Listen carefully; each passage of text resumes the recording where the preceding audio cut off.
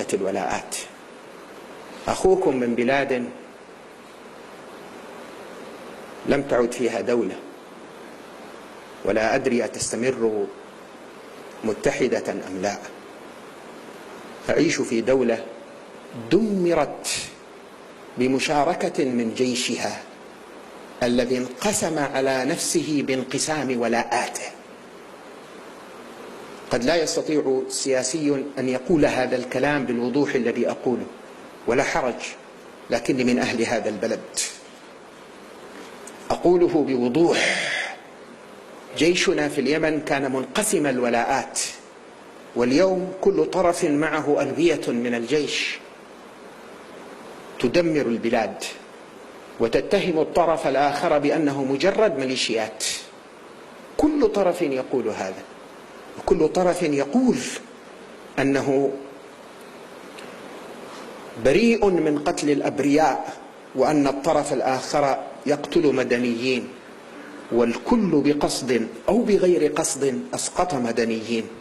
أنا من بلد تمزق اليوم، وهي بلاد الشرف والعز، يمن السعادة والحكمة، الإيمان يمان والحكمة يمانية والفقه يماني، قال صلى الله عليه وسلم فيما صح عنه من الحديث، وهو الأمل لنا في المستقبل. فلهذا رسالة الحديث أسلم الناس فيه، لأن فلسفة الجيش المصري إضافة إلى الإيمان الفطري ووحدة الولاء أنه غير عدواني، ليس بجيش يقيم قوته وتطويره على أساس الاعتداء على الآخرين، على الدول والطمع فيما لديها.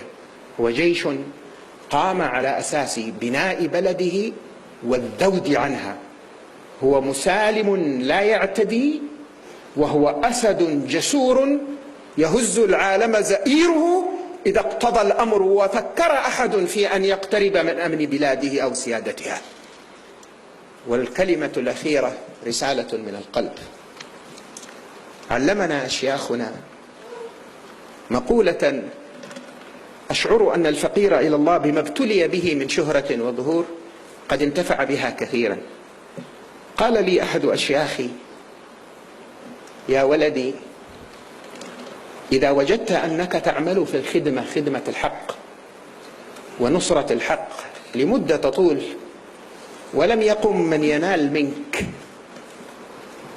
أو يسيء إليك أو يحاول أن يشوه صورتك، فشك في إخلاصك. معنى هذا أن إخلاصك فيه كلام.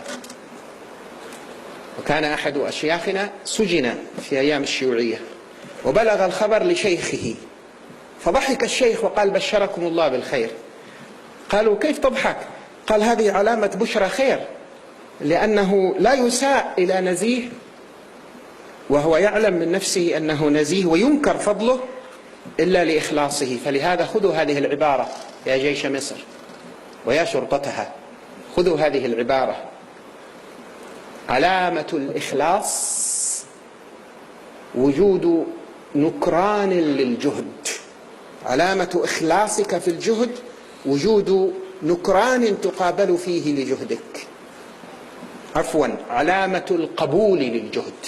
نعم، علامة قبول الله للجهد أن تقابل بنكران، وعلامة الإخلاص في الجهد ألا يثنيك ذلك عن أن تستمر. وهذا هو جيش مصر. أسأل الله سبحانه وتعالى أن يحفظه بحفظه، وأن يقيم إوده، وأن ينصره بالحق للحق في الحق. وشرطة مصر الواقفة على ثغور أمنها وأمانها، اللهم بارك في مصر، وابسط فيها بسط الخير والنور والأمن والأمان والهدى والبركة والخير والصلاح، وجنبها وأهلها أسباب الأذى والفتن والقتل والمحن والمعاصي ما ظهر منها وما بطن، يا حي يا قيوم يا أكرم الأكرمين. وإذا تساقطت يا رب جيوشنا من حولنا، فإن أملنا في حفظك لهذا الجيش بأن يكون بداية لانتهاض ما سقط مرة أخرى، يا أكرم الأكرمين ويا أرحم الراحمين. وأعن أخي سيادة الرئيس عبد الفتاح السيسي على ما أقمته عليه، اللهم ألهمه الحق بالحق، وأعنه فقد أقمته في موقف يصعب شأنه وجدله وحسابه ساعة العرض عليك، ويصعب شأن القيام بمقتضاه في دنيا فيها التآمر والغش والأذى والبلاء. اللهم أيده بالحق للحق في الحق، وأعن من عين لحمل هذه المسؤولية على ذلك، وألهم نتاج عملهم من القبول ما يسعد به الشعب ويخرج من محنته. وأعن يا مولانا مصر على ما هو قدر قدرته لها من أن تكون هي عمود الخيمة.